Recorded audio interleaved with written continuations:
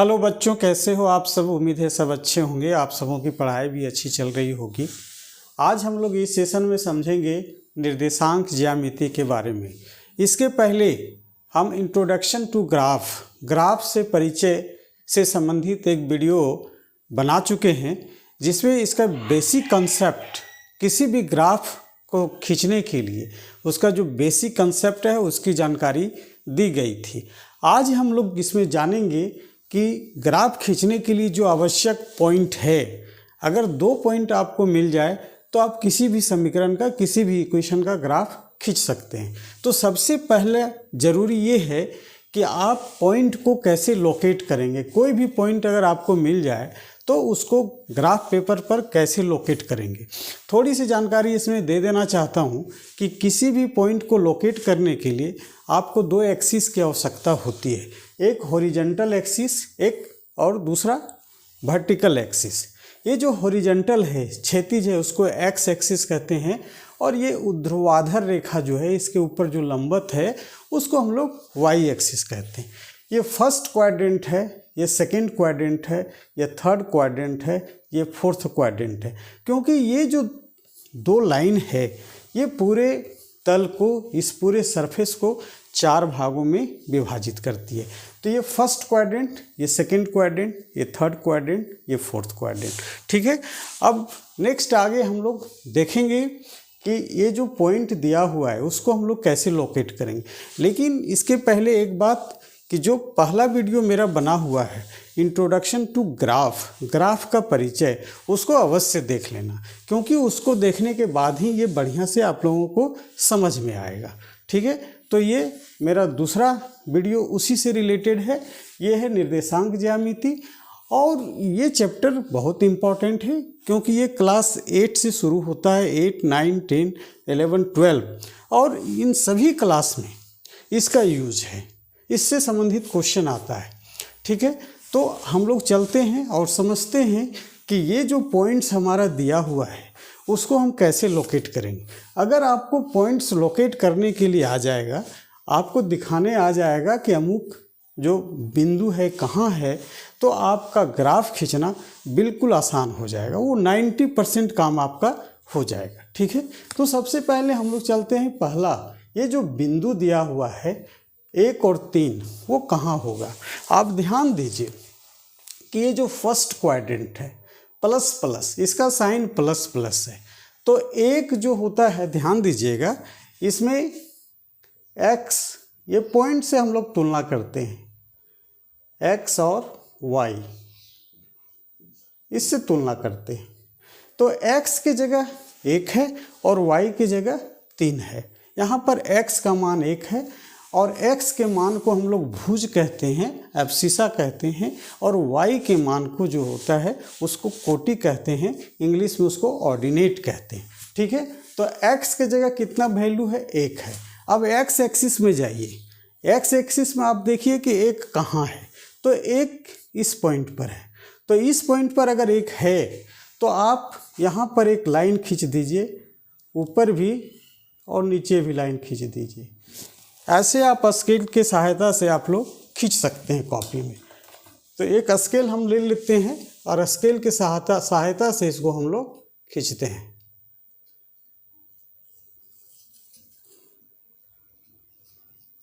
ठीक है। अब x का मान 1 हो गया। अब y की जगह कितना है, 3 दिया हुआ है। अब y एक्सिस पर देखिए कि 3 है कहाँ, तो देखिए y एक्सिस पर 3 यहाँ पे है। अब इसके सहायता से आप एक डॉटेड लाइन इसको खींच दीजिए। ठीक है। आप इधर भी बढ़ा सकते हैं, लेकिन उधर बढ़ाने की आवश्यकता इसलिए नहीं है कि हमको पॉइंट ऑफ इंटरसेक्शन चाहिए, कटान बिंदु चाहिए। तो इधर अगर हम बढ़ाएंगे तो कटान बिंदु हमको नहीं मिलेगा। अब देखिए, ये जो कटान बिंदु है, ये कटान बिंदु ही पॉइंट 1 और 3 को दर्शाता है। अब यहाँ पर इसको लिख दीजिए 1 और 3। ये जो कटान बिंदु है वही आपका पॉइंट हो गया 1 और 3। अब सेकेंड पॉइंट को हम लोग देखते हैं -2 और 4, उसको हम लोग कहाँ दर्शा सकते हैं।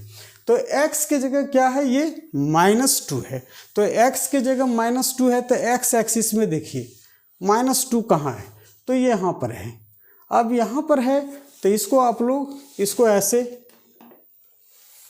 आप दिखा सकते हैं कॉपी में, डॉटेड लाइन से आप इसको ऐसे दिखा दीजिए, नीचे भी आप दिखा सकते हैं, ठीक है, इसको दिखा दीजिए। अब वाई एक्सिस में देखिए, वाई एक्सिस में कितना दिया हुआ है 4, और वाई एक्सिस में 4 कहाँ पे है, यहाँ पे है, ठीक है। इसको थोड़ा सा और लंबा करने की आवश्यकता है, इसको और लंबा कर दीजिए, ठीक है। अब वाई एक्सिस में देखिए ये वाई एक्सिस है, ठीक है। वाई एक्सिस में 4 + 4 कहाँ पे है, यहाँ पे है। अब यहाँ पर जो है एक सीधी लाइन आप लोग डॉटेड लाइन खींचिए, आप डॉटेड लाइन खींच लीजिए इसको ऐसे,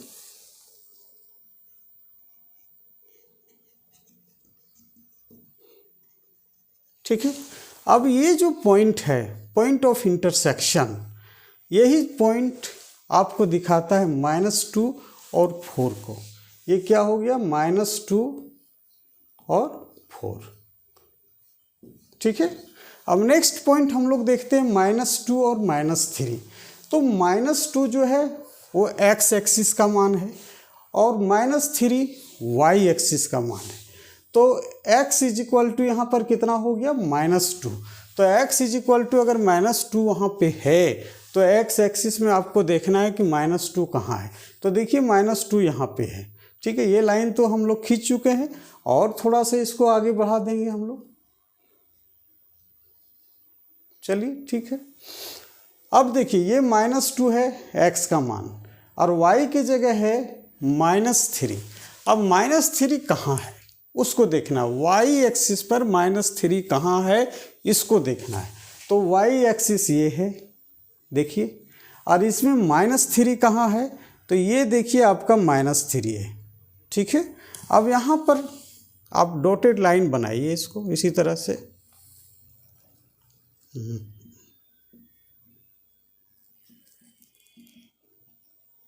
अब ये जो पॉइंट ऑफ इंटरसेक्शन है, यहाँ पर जो पॉइंट ऑफ इंटरसेक्शन बना, यही पॉइंट दर्शा रहा है आपका -2 और -3 को, -2 -3, ठीक है। अब नेक्स्ट बिंदु को हम लोग देखेंगे 0 और -4, देख लीजिए 0 और -4 को देखेंगे कि वो है कहाँ पे, ठीक है। तो 0, अब 0 x का मान हो गया 0, यानी x को हमको देखना नहीं है। अगर x का मान 0 है तो उसको देखना ही नहीं है, केवल आप y देखिए। तो y की जगह है -4, तो y की जगह -4 है तो कहाँ पर है -4, तो यहाँ पे देखिए ये -4। तो ये जो पॉइंट है ये हो गया आपका 0 और -4। उम्मीद है आप लोग को समझ में आ रहा होगा। अगर आप लोग कहीं कठिनाई होगी तो कमेंट सेक्शन में आप लोग ज़रूर कमेंट करेंगे कि सर आपने जो बताया अच्छा बताया, मुझे समझ में आ रहा है। उससे हमको ये पता चलेगा कि जो आप लोग को वीडियो में हम बता रहे हैं वो आप लोगों को अच्छी तरह से समझ में आ रहा है। नेक्स्ट एक लास्ट पॉइंट है -2 और 0। तो यहाँ पर देखिए x एक्सिस में -2 है, यहाँ x एक्सिस में जो है -2 को हम लोग देखेंगे और y का जगह 0 देखेंगे। अब y की जगह अगर 0 है तो आप इसको भूल जाइए, इसको देखना ही नहीं है, ठीक है। अगर y की जगह 0 है तो उसको देखना ही नहीं है, केवल देखिए x = -2 वो कहाँ है उसको देखना है। तो x एक्सिस में जाइए, देखिए x = -2 यहाँ पे है, ठीक है। तो ये जो पॉइंट है यही पॉइंट आपका हो गया -2 और 0, ठीक है। अगर ये पॉइंट आपको दिखाने के लिए ग्राफ पेपर पर आ गया तो आप समझ लीजिए कि किसी भी तरह के समीकरण का ग्राफ आपको खींचना आ जाएगा। इससे इसमें 9 क्लास का भी क्वेश्चन बहुत सा बन जाएगा। और 10 क्लास में भी ग्राफ खींचने के लिए आता है। 2 समीकरण रहेगा, दोनों समीकरण को कहेगा कि ग्राफीय विधि से हल करें, तो उस समय ये आपको आवश्यकता पड़ेगी। अभी से अगर बढ़िया से जाना हुआ रहेगा तो ना 8 क्लास में दिक्कत है, ना 9 में, ना 10 में, ना आगे फर्दर आपको इसमें कहीं दिक्कत होने वाली है। उम्मीद है आप लोग को समझ में आया होगा। अगर वीडियो समझ में आया होगा तो एक लाइक अवश्य करना। और इसी के साथ ये वीडियो समाप्त। फिर मिलते हैं हम लोग नेक्स्ट वीडियो में।